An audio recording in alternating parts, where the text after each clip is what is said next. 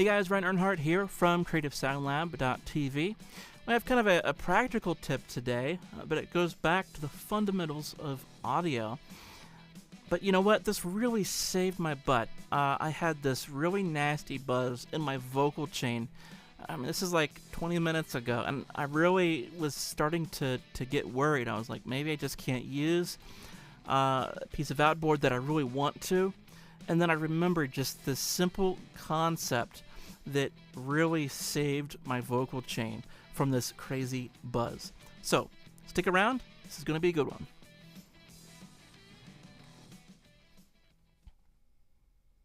Okay, so, my vocal chain was, a few different things. I have a compressor. I have a DBX 902, which is the Deesser that Plugin Alliance just came out with, kind of an emulation of, and the thing sounds great, But the problem is even though I used a great vocal mic, I have a great vocalist, when I do really aggressive compression, it just pulls up that S. And I really needed my Deesser. I mean, I just had to have it. And so I was getting this really nasty buzz, okay? Check this out.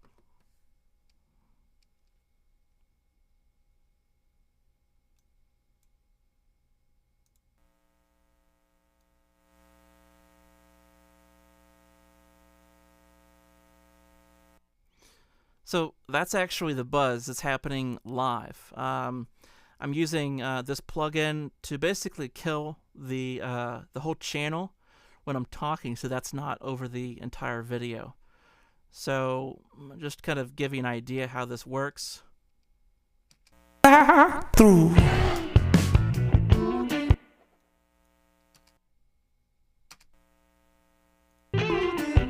If hope is a lost cause and the road looks too long, if the soles of your shoes are So it's there, like it's a part of the vocal track, and this is the problem because I don't want a freaking buzz part of the vocal track. It's not just a matter of like hearing it. I mean, it get buried in the mix, but especially that I have it ahead of the compression, this is kind of an issue. Okay, and I can use Mute-O-Matic to kill it. I could maybe automate the channel so that as the vocalist sings, I'll turn basically up the volume and then kill it when he's not singing. But those solutions don't really solve the problem. And when he's singing, there's a buzz. Okay, even if it's hard to hear, there's a buzz. I don't like it. So, very simple concept here is I figured out. Well, not even figured out. Okay, it's not even an original idea, but there's the buzz. So what I did is I put a maximizer on the channel, and this boosted the output quite a bit, 6 or 7 dB maybe. Then my actual signal going to the 902 was going to be louder. So 10, so that's, what did I say? 6 dB on this. So I'm really going 16 dB hotter out to the 902. Because, I realized that my converters were saying that I had tons of headroom. So I actually could push this, but I didn't want to clip the vocal. So, usually you wouldn't put a maximizer on a vocal track, but I decided for this reason, I want to not clip the output of my converters, and I want to be able to send it to the gear as hot as possible. So I went ahead and just put it really just kind of as like a limiting function. I'm not trying to maximize much anything. I just want to limit. Okay, so I'll boost it. I want to make sure I limit so I don't clip. And then that way, when it goes out, I know that it's not going to clip. Now, maybe I could have clipped it here, but I was watching it the whole time. So what this gives me is it gives me 16 dB less of that buzz. Now the buzz, I guess, still is there, but it's way less noticeable. Anytime you have a noise floor, think, okay, can I just increase the direct sound? Can I increase the signal? If you can increase the signal, well, then you, in effect, lower the noise. That's what we're doing here. We're increasing the signal before it gets to the 902. And then when it comes back, that noise floor is just that much less. We're just going to play this a little for you here. Through.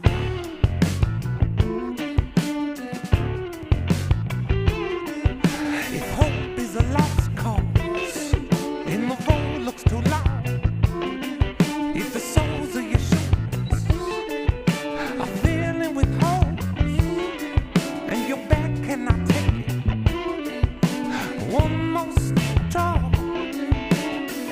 Which way's the right way when everywhere's too far?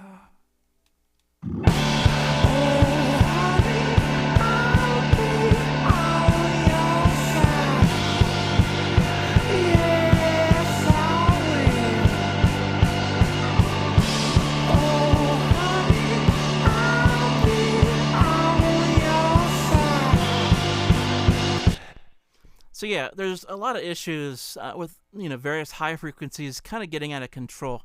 I want to make sure that this vocal, I don't know if you could hear it, but the vocal definitely has some moments where it could be very sibilant. So yeah, what I did is I have the camera set up here. Here's the 902, and it's going into the audioscape.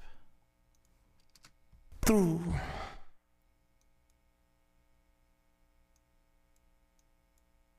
If the wound's never mend, which way's the right way whenever there's a dead end? Oh, honey, I'll be on your side. Yeah, so, this is going first, and it's almost going too far. I mean, if I didn't have the compressor after, I would think, wow, that's just, completely killing that vocal. But with the compression, it is so reactive that it's pulling up all those S's, and it's actually kind of evening out in the end. There is kind of a little bit of a tip that I'm not going to go into in this video because I want to make a separate video about a de-essing technique that I've been experimenting with. But the main idea of this video is to watch out for that noise floor. So that's kind of the chain, okay? We increase the signal going out to the 902. It's doing its job. It's going into the compressor, which, again, would make just a serious issue for any sort of noise. Let's come back in. Now, the last step of this kind of process is to trim it down. Yeah, this is actually why I was getting so compressed. Okay, that makes more sense now. So I boosted it before the outboard that was causing the noise, and then I take it back down. Yeah, there we go. So -17. So, okay, this makes way more sense now. Okay, let's try this again. 'Cause the pain never ends. You're lost and you're broken. Okay, yeah, that's a lot better. Now, I can pull up the fader to be kind of about unity gain, and I'll have the mix that I originally had. In the doctors, 'cause the pain never ends. You're lost and you're broken. Searching around, saying which way's the right way when everywhere looks down. 'Cause the pain never ends. You're lost and you're broken. Searching around, saying which way's the right way when everywhere looks down. Yeah, so that works really well. You can hear if I take it out, it's really sibilant. 'Cause the pain never ends. You're lost and you're broken. Searching around, saying which way's the right way when everywhere looks. Okay, Now with the de-esser, If you're wanting some answers and you're needing a friend, you've been calling the doctors, 'cause the pain never ends. Yeah, you're lost and you're broken, searching around, saying which way's the right way when everywhere looks down. yeah. And again, you know, this noise floor trick is great. I mean, I've done this a few times where I have to do this noise issue. And I mean, it sounds weird, but I put a limiter on the individual track. I boost it as far as it'll go just to make sure that I'm not going to clip my converters. And then I'm sending it pretty hot to the outboard.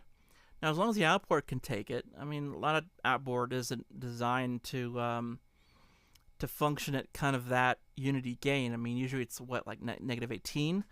But if I have a noise issue, I mean, I don't know any other way to get around it. So I'm effectively taking the noise floor down by 16, 18 dB, and then when it goes back in the DAW, I'm readjusting the volume before it goes on to the next piece of outboard, which is my compressor. So the compressor doesn't see this crazy hot volume necessarily, only the de-esser does. And it keeps the noise out. So just a kind of a comparison. Let me take the mix tool out, which is the trim.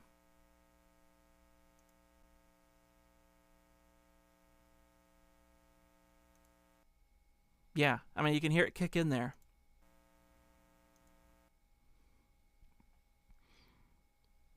And this here, you know, it's not going to really shape the volume of the noise.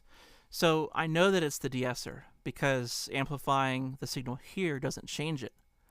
It only changes on the back end. So that's how I know where it's coming from. It's got to be the de-esser. So yeah, this definitely kind of saved my vocal chain. I mean, I really wanted to use the 902. It's a classic piece for a reason. So yeah, you know, I've heard that a lot of people, they don't like outboard. Like somebody said recently, outboard is completely outdated, obsolete, they even said. I don't know if I'd agree with that. I mean, I think that outboard just makes things a little bit quicker and faster to get the sounds that you're after. I think plugins actually are sounding fantastic. I mean, the processing and the level of detail that it's able to get, especially with like adding saturation, you know, Cush audio, for example, lots of saturation, that makes it sound more complex. So I think that's probably the way to the future to get it sounding more analog. But of course, with real outboard, we have noise issues. So you know, I don't know which is better. Of course, we can recall plugins that makes it super fast. But yeah, let me know what you thought of this. I'm curious to any issues that you have working with outboard. This is one of mine that I was able to solve with just a simple limiter on the way out, and you know, a gain trim after it came back in. So yeah, let me know what you thought of this video. Talk to you soon.